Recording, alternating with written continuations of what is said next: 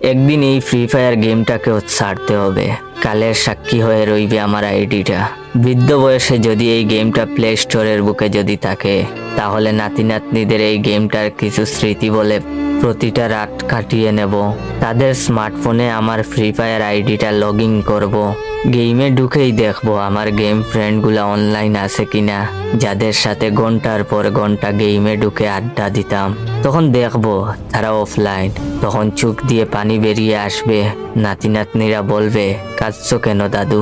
আমি বলবো আমার গেমের ওই বন্ধুদের খুব মিস করতেছি, যারা আমি অফলাইন থাকলে কল দিয়ে বলতো, দোস্ত তাড়াতাড়ি গেমে ঢুক, দোস্ত আজ র্যাঙ্ক পুশ দেব, দোস্ত ওরা কাস্টম চ্যালেঞ্জ দিছে। আর নাতি নাতনিদের বলবো, দাদু ভাই ফ্রি ফায়ার এমন একটা গেম ছিল, যেই গেমটা খেলে আমার পুরা কৈশোর কাটিয়েছি, যেখানে আমার বন্ধুরা মেয়েদেরকে ইপটিজিং করতো, নেশা পান করতো। আমি এসব না করে এই গেমটা খেলেছি। এই গেমের জন্য কত মায়ের জুতার বাড়ি খেয়েছি। এই গেমটা খেলার জন্য আব্বুর হাতে কত মার খেয়েছি।